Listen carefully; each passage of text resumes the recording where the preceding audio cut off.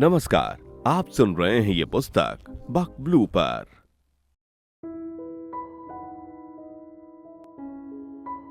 अध्याय 5 विच्छेद। कुलांग और विक्रांगी के विवाह को लगभग 3 वर्ष हो चुके थे। घर में छोटी मोटी बातें कभी कभी उठती रहती, लेकिन समग्र रूप से सब कुछ अच्छा ही चल रहा था। खन्ना परिवार में विक्रांगी अक्सर छोटी बातों पर अपना विरोध या असहमति जता देती, जिसे रेवंत खन्ना संयुक्त परिवार की सामान्य परिस्थिति मानते थे। ज्वाइंट फैमिली में ऐसा होता रहता है, वे इसे सहज ही स्वीकार कर लेते थे। कुलांक स्वभाव से बहुत नम्र और शांत स्वभाव के थे और विक्रांगी से बेइंतहा प्यार करते थे। दोनों अपने अपने प्रोफेशनल जीवन में भी एक मजबूत पहचान बना चुके थे। विक्रांगी एक नामी एडवोकेट और कुलांक एक प्रतिष्ठित हार्ट सर्जन के रूप में प्रसिद्ध हो चुके थे। निशान नगर में खन्ना परिवार की भी अच्छी सामाजिक छवि थी। परिवार की बड़ी बहू होने के नाते विक्रांगी का एक प्यार भरा प्रभाव और हल्का सा दबदबा हमेशा महसूस होता था। रिश्तेदार और परिवारजन अक्सर कहते थे कि आज के समय में संयुक्त परिवार में रहना आसान नहीं, और ये मानना पड़ेगा कि कुलांग और विशेषकर विक्रांगी ने संयुक्त परिवार में रहकर मिसाल कायम की है, जबकि आजकल की अधिकांश बहुएं न्यूक्लियर परिवार को ही प्राथमिकता देती हैं। वियागी खन्ना जब भी विक्रांगी की मम्मी मालिनी मिस्त्री से मिलती तो हमेशा यही कहती है, बहन जी, आपकी बेटी विक्रांगी को बहू के रूप में पाकर हम सचमुच धन्य हो गए हैं। हमारा पूरा परिवार उसकी तारीफ करता नहीं थकता। आजकल ज्वाइंट फैमिली में नई बहू का टिके रहना बहुत दुर्लभ है। इस पर मालिनी मिस्त्री कोई विशेष टिप्पणी नहीं करती, सिर्फ इतना ही कहती कि आप लोग खुश हैं तो हम भी खुश हैं। आजकल अगर नवविवाहित जोड़े संयुक्त परिवार में रहना ना पसंद करें तो उसमें हम भी कोई गलत नहीं मानते। जमाना बदल रहा है और चलन के साथ मनन भी बदलता है। परिवार में चर्चा चल रही थी कि कुलांक और विक्रांगी की शादी को लगभग 3 वर्ष हो चुके हैं और अब उन्हें बच्चे की प्लानिंग करनी चाहिए। आज खन्ना परिवार के ड्राइंग रूम में पूरा परिवार इकट्ठा था। नाश्ते के समय विक्रांगी के मम्मी पापा, मालिनी और मधुसूदन मिस्त्री भी मौजूद थे। वियागी खन्ना ने बच्चे का विषय छेड़ा तो मिस्त्री दंपति ने भी तुरंत दिल से समर्थन किया। मालिनी बोले कि वे विक्रांगी और कुलांक के बच्चों के नाना नानी बनने की प्रतीक्षा कर रही हैं। रेवंत खन्ना हंसते हुए बोले कि वे और वियागी भी दादा दादी बनने के लिए बेसब्र हैं। बहुत हो गए 3 साल, अब हमें पोता पोती चाहिए। मुनमुन उत्साहित होकर बोला कि उसे भी चाचा बनने की बड़ी इच्छा है और वो पूछ बैठा, कब वो कृतार्थ होगा। रिवांगी ने भी हंसते हुए कहा कि उनका भी बुआ बनने का मन है और भाभी विक्रांगी इन सब बातों को ध्यान में रखें। फिर उसने कुलांक से पूछा कि उनका मन भी अब पापा बनने को मचल रहा होगा। हरिवंश खन्ना ने गंभीर किंतु खुश स्वर में कहा कि परपोता परपोती होने से जीवन सौभाग्यशाली बन जाता है और कुलांक विक्रांगी को समझना चाहिए कि अब अधिक देर तक इंतजार सही नहीं होगा। रागिनी खन्ना भी यही इच्छा व्यक्त कर रही थी। रिवांगी ने उत्साह से कहा कि भाभी की प्रेगनेंसी कंफर्म करने वाली रिपोर्ट आज ही आने वाली है और शायद आज ही पता चल जाएगा कि विक्रांगी मां बनने वाली है। उसी समय मुनमुन जल्दबाजी में रिपोर्ट लेने लेबोरेटरी पहुंच गया। नाश्ते की तैयारी टेबल पर लग चुकी थी। वियागी ने कहा कि सब पहले नाश्ता कर लें, रिपोर्ट मुनमुन लेकर आ जाएगा। सभी मेज पर बैठ ही रहे थे कि कुलांक को अस्पताल से एक अर्जेंट कॉल आया। वो थोड़े चिंतित हुए और तुरंत खड़े होकर बोले कि उन्हें अभी जाना होगा, पेशेंट की हालत नाजुक है। जरूरी हुआ तो मैं कैंटीन में नाश्ता कर लूंगा। इतना कहकर बिना नाश्ता किए वे निकल गए। ये बात विक्रांगी को अच्छी नहीं लगी, फिर भी उसने उस समय कुछ नहीं कहा। नाश्ता समाप्त हुआ ही था कि मुनमुन तेजी से चलता हुआ रिपोर्ट लेकर भीतर आया। उसके चेहरे पर गंभीरता थी। उसने चुपचाप रिपोर्ट वाला लिफाफा अपनी माँ वियागी को थमा दिया। कमरे में एकदम सन्नाटा छा गया। सभी की निगाहें उसी लिफाफे पर टिक गई। वियागी ने बिना खोले ही लिफाफा रेवंत खन्ना को दे दिया। रेवंत ने तुरंत लिफाफा खोला, रिपोर्ट निकाली और पढ़ने लगे। सब धड़कते दिल से उन्हें देख रहे थे। फिर अचानक रेवंत के चेहरे पर खुशी की चमक फैल गई। वे खुशी से झूमते हुए बोले, बेटी विक्रांगी, तुम माँ बनने वाली हो और मैं दादा बन गया। घर में एकदम से खुशी की लहर दौड़ गई। सभी ने एक दूसरे को बधाई दी, गले लगाया, शुभकामनाएं दी। विक्रांगी भी बेहद खुश थी। वो अपने कमरे में गई। सबसे पहला फोन वो अपने पति कुलांक को करना चाहती थी। उसने कॉल किया, लेकिन फोन कुलांक के असिस्टेंट ने उठाया। उसने बताया कि डॉक्टर साहब ऑपरेशन थिएटर में हैं। विक्रांगी कुछ पल के लिए स्तब्ध रह गई, फिर बोले कि डॉक्टर साहब को कह देना कि घर फोन कर लें। घर में उत्साह का माहौल था। एक नया मेहमान आने वाला था। पूरे परिवार में उल्लास था। मालिनी और मधुसूदन बेहद खुश थे। उनकी बेटी माँ बनने वाली थी और वे नाना नानी बनने जा रहे थे।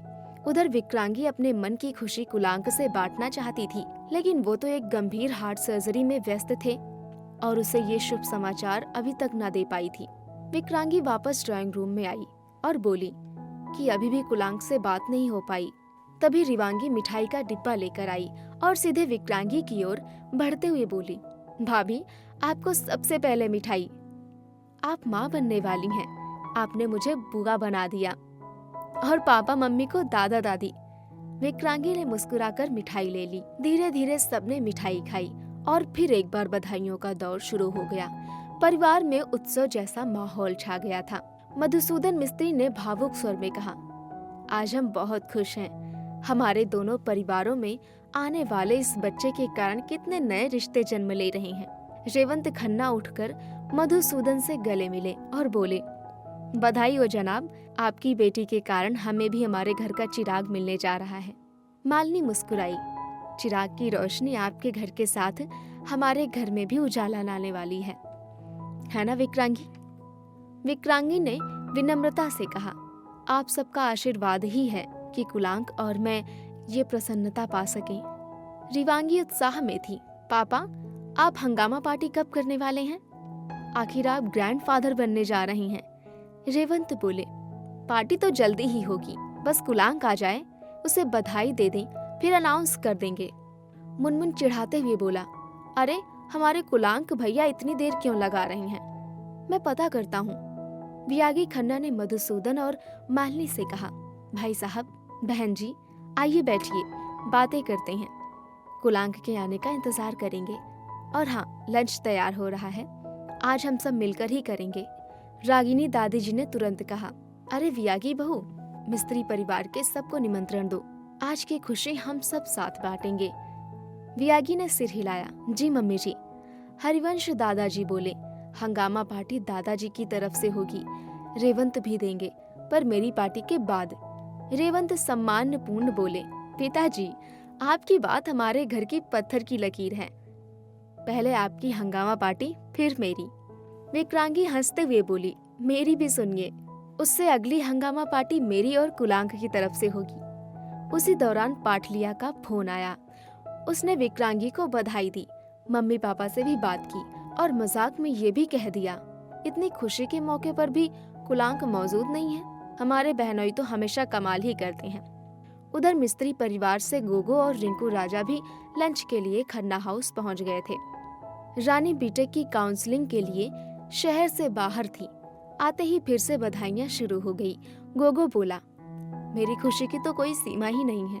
रिंकू राजा फूला नहीं समा रहा था, हमारी दीदी माँ बनने वाली है, अब हम प्रिय मामा बनेंगे। विक्रांगी मुस्कुराते हुए बोली, आप दोनों कितने खुश हैं, आपकी बातों से साफ पता चल रहा है। रिंकू ने छेड़ा, दीदी, अभी तक मैं दोनों परिवारों का सबसे छोटा सदस्य हूँ। आपके बच्चे के आने के बाद मैं भी बड़ा हो जाऊंगा, मेरे से भी छोटा छोटी होगा। इधर बातें चलती रही, उधर लंच लगने ही वाला था। बस डॉक्टर कुलांक अभी तक अस्पताल से लौटे नहीं थे। ऑपरेशन लंबा हुआ था। कुछ देर बाद कुलांक घर पहुंचे। आते ही सबने उन्हें बधाइयां और आशीर्वाद दिया। उन्होंने अपने दादा दादी, पापा मम्मी और सास ससुर के चरण स्पर्श किए। लंच शुरू हुआ और साथ ही बातचीत भी। कुलांक ने बताया, आज बहुत ही कॉम्प्लिकेटेड ऑपरेशन था। पेशेंट की हालत बेहद क्रिटिकल थी, पर भगवान की कृपा से सफल हो गया। विक्रांगी ने मुस्कुराते हुए कहा, कॉन्ग्रेचुलेशंस, सक्सेसफुल ऑपरेशन के लिए भी और फर्स्ट चाइल्ड के पिता बनने के लिए भी। कुलांक ने विनम्रता से कहा, धन्यवाद। वियागी ने गर्व से कहा, इसलिए कहते हैं कि डॉक्टर भगवान का रूप होते हैं। मुनमुन बोला, दद्दू अब आप हंगामा पार्टी की डेट फाइनल करें। कुलांक भैया का होना भी उतना ही जरूरी है जितना पार्टी। रानी मिस्त्री ने मुनमुन की ओर देखते हुए कहा, हाँ दादाजी, मुनमुन बिल्कुल सही कह रहा है, मैं भी यही चाहती हूँ। रेवंत बोले, जी पिताजी। वियागी ने भी कहा, अब और देर किस बात की पापा जी। हरिवंश खन्ना ने कहा, कुलांक बेटा तुम्हारी डेट बताओ जल्दी से जल्दी, इसी हफ्ते रविवार ठीक रहेगा। विक्रांगी ने कहा, मैं तो फ्री ही हूँ रविवार को। कुलांक आप बताओ। कुलांक बोले, मैं भी फ्री हूँ। दादाजी तुरंत बोले, तो रविवार पक्का, हर कोई अपने गेस्ट इनवाइट कर सकता है, पार्टी वोला क्लब में होगी, हंगामा अनलिमिटेड। मुनमुन उछल पड़ा, दादाजी 100% बेस्ट। रानी मिस्त्री हंसकर बोली, जीजा जी फ्री रहना जरूरी है, इस बार अगर नहीं रहे तो सिर्फ आपकी पत्नी नहीं, आपकी साली भी नाराज हो जाएंगी। कुलांक ने मुस्कुराकर कहा, अरे नहीं, ऐसा नहीं हो सकता। दादाजी ने घोषणा कर दी, फाइनल। सबने एक स्वर में कहा, हाँ। आपके घर में प्रेम पूर्ण वातावरण ही आपके जीवन की नींव है। अभी आप सुन रहे थे ये पुस्तक बक ब्लू पर। आपको ये किताब कैसी लगी कमेंट में हमें जरूर बताएं। साथ ही स्क्रीन पर दिए गए सभी प्लेटफॉर्म्स पर हमको फॉलो करना ना भूलें। धन्यवाद।